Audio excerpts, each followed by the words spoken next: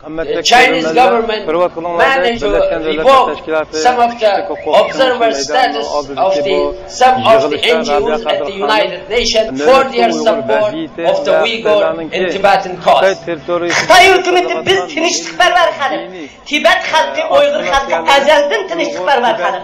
Lekin Xitoy hukumati bizni o'ldirish tutish bilan o'ziga qarshilik qilmay bo'layapti. Different countries to attend this joint rally.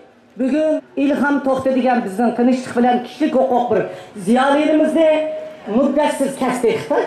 You may all know the Chinese government imprisoned, sentenced to life imprisonment the peaceful Uyghur dissident Ilham To'xta. 10 minglarcha Ilham To'xta turmudi shunday aytibdi. We have to know that 10,000s of Ilham To'xta are suffering in Chinese prison.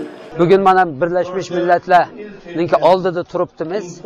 Bu yerda Xitoy hukumatining qilayotgan qonunsiz harakatlari va Uyg'urlarning, Tibetliklarning Birlashmiş Millatlardagi ovozini bo'g'ish uchun nurg'un harakatlarni qilyotdi. Birisi buni biz ayıplash va uningdagi Birlashmiş Millatlarningki mushu masalaga diqqatini tortish, Xitoy hukumatining bu harakatlarni to'xtatish uchun Xitoy hukumatiga bir ogohlantirish berishini biz talab qilyapmiz. Uning sirtida yana hamda bu yaqinda bir nima bo'ldi bilasiz, saylan bo'ldi. Birlashmiş Davlatlar Tashkiloti kishilik huquq kengashiga saylimi bo'ldi. Xitoy hukumati necha yildan beri mushu kengashning bir a'zosi bo'lib keldi.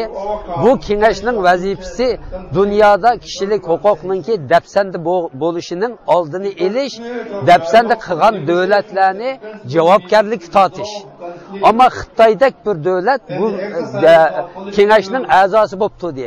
Bu a'zoligidan foydalanib Uyg'urlarning, Tibetlarning kishilik huquqini dafsanda qilganligini bu kengashda yo'shirishga tirishdi.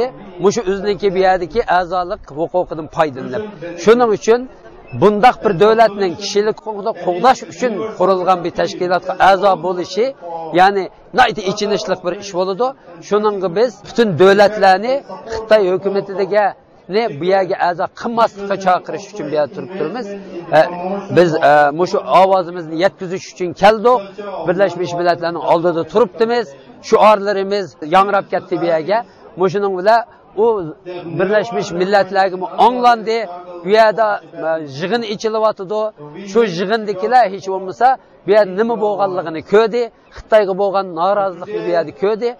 Buni diqqatga ilishini talab qilamiz. Lekin biz hech bo'lmasa o'zimizning ovozini bo'g'dirmaslik uchun Xitoyni bu Birlashmiş Millatlar bexatarlik kengashiga a'zo qilmaslik uchun qo'limizdan kelgan mücadeleni ko'rishni qilamiz.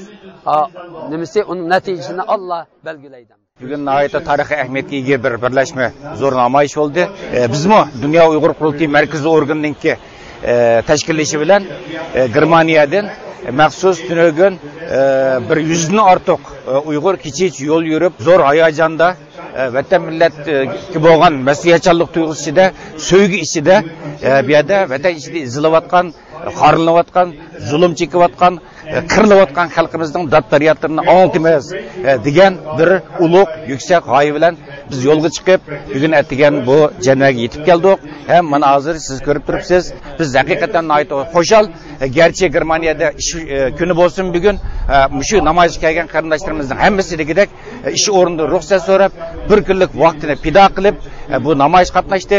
Yana qatnashaolmagan ba'zi vatanparvar qarindoshlarimiz alohida sabablar bilan maxsus namoyish kelgan qarindoshlarimizning avtobus kirasini uchun maxsus yordam qildi. Bu haqiqatan millatimizni suyundiradigan, millatimizni umidlantiradigan, xalqimizning kelgusi taqdiriga nisbatan insonlarimizdan xalqimizning ishonchisini oshiradigan nihoyat bir go'zal bir manzara bo'ldi. Bugungi bu namoyishimiz nihoyat yaxshi bo'lyapti. Uyg'urlar 6-7 davlatdan ishtirok qildi. Tibetlardan bizning sonimizga yetib qolpa kishi qatnashibdi. Buningga Yevropa parlamentining parlament a'zolari Tibetlarni qo'llaydi o'xshash bo'lmagan tashkilotlar ishtirok qildi. Birlashmiş Millatlar Tashkiloti dunyodagi eng chong bir organizatsiya, bir tashkilot.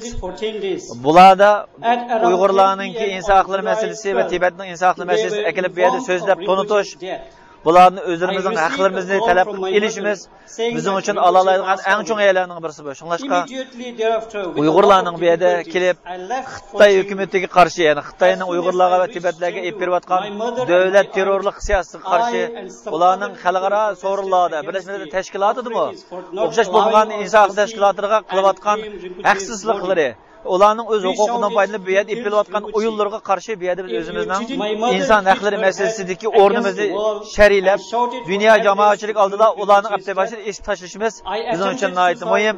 Tibet xalqining o'xshash bo'lmagan tashkilotlari, Tibetlarning diniy insonlari chiqib qilgan so'zning hammasi Uyg'urlarning inson haqlari masalasining Tibetliklar bilan o'xshashligini, ularning Tibetlarga o'xshashligini Xitoy terroristlar tomonidan dafsanda qilinayotganligini, haq huquqining yo'q bo'lib, assimilyatsiya bo'lib terrorist qilinayotganligini haqida so'zlayotdi. Bularni biz ko'rsam bo'ldik. Inshaalloh yaxshi davom etadi. Bugungi bu qadam tarixiy qadam bo'lg'achqa kelganligimizda shundoq qo'shildik, ham rozi bo'ldik. Chunki bir millat uchun mushunchalik qila olganligimiz bugünkidek mushundaq bir xalqaro so'rinda namoyish qilib o'zimizni o'ngiltishningki o'zi bir bizga nisbatan aytib cho'ng bir g'albili xo'shallik ish bo'ldi deymi. Endi birlashma namoyishiningki yaxshi tarafi Tibet bilan Uyg'urlarning bir yerga yig'ilishi. Ham Xitoy hammadan diqqat qiladigan ikki cho'ng millatning bir yerga kelib qilishi. Buningda xalqaro jamiyatninki bizga bo'lgan tonishi va shundaqla ba'zi jamiyatlarning bizning xizmatimizga yana aktiv holda bir yordam berishiga sababchi bo'ladi deb o'ylayman. Fikranimiz orqali shu bo'linmagan vatandoshlarga yurak so'zlaringiz, tavsiyalaringiz. Endi bu qatimqi namoyishni mayli tashkilotimiz bo'lsin, mayli ma'rif jamiyatim bo'lsin, aktiv holda tashviq qildik. Afsus, nurg'un jamoatlarimiz ma'lum ishlar tufaylidan kelinmay qoldi. Bundan keyin bo'lsa shundaq namoyishga chiqsak, bo'lsa vatan ichida zulmda qolgan qarindoshlarimizni unutib qolmasak, demokrat davlatga chiqib oldim. Meni chaqmagan yillar 1000 yil yasson degan shu bir tonishni yashashni tashlasa qarindoshlarim. Bu millatni qutuldirish bir cho'ng harakat bu. O'zimizning millatini qutuldirish harakati. Buni boshqa odam chiqib bizga qilib bermaydi. Biz chiqib qilishimiz kerak. Xitoy hukumatining bu yerda kishilik huquq sorunida paydo bo'lishini, u haqda so'z etishini, elimizda bo'g'ishiga yo'l qo'ymay, biz bu inqilobni birlikligimiz bizni qo'llagan Tibet qarindoshlarimizga va mush sorunga kelgan Uyg'ur qarindoshlarimizga bugun mushundaq jiroq yaqinda kelganiga rahmat aytamiz. Va alaykum assalom. Mana shu chaqiriqqa binoan bir Uyg'ur bo'lish fikrim bilan Gollandiyadagi qarindoshlar bilan birlikda bir avtobusga chiqib, Januarda bugun bo'layotgan mush namoyish qatnashish uchun o'zimizning bir kishilik kasbimizni qo'shish uchun keldim. Namoyish yaxshi bo'ldi. Men rozi namoyishdan. Namoyishni ayta ahamiyat deb qarayman. Chunki Xitoyning zulmi to'xtagan yo'q. Bag'an ish ketib boradi. Buningga biz qarab tursak bo'lmaydi. Vatanlik ishchiliklarga umidsizlanmang deyman. Vatan sirtirikilarga bu ishlarga ko'ngil bo'lishni hamda hamma odam namoyishga balkim chiqolmasligi mumkin, lekin boshqa usullardanmi bildirmay, rasm tushmay, ish qilib har tarafdan vijdoniy bo'ljini ado qilsa deyman. Ham ishoniman Uyg'urning, chunki zulm chekkan millatda bir qarshilik nimasi bo'ladi.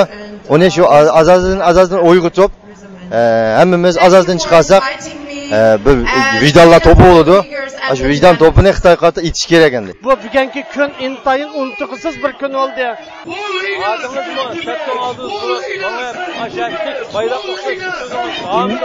Men omadim o'zim shunday xushxo'y bo'ldim.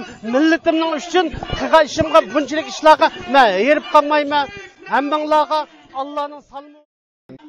Assalomu alaykum hurmatli ko'ruvchilar, ikkilarimiz xush keldinglar. Shveysariyaning Janva shahrida elib berilgan bu qitimliq Uyg'ur va Tibetlarning birlashma namoyishi mushu yerda oxirlashdi. Faoliyat oxirida Dunyo Uyg'ur qurultiyining raisi Rabiya Qodir xonim Uyg'urlar bilan o'zaro jam bo'lib, bu qitimliq faoliyatning g'albilik o'tganligi va ittifoqlik shuari ostida bundan keyin qo'lga kelish mumkinchiligi bo'lgan natijalari haqida Uyg'urlarga ilhom berdi.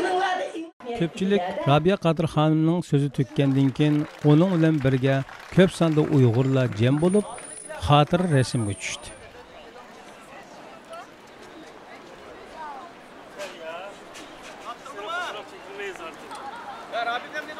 Yağılmışım la ha. Nereye kattınız mı? Ümit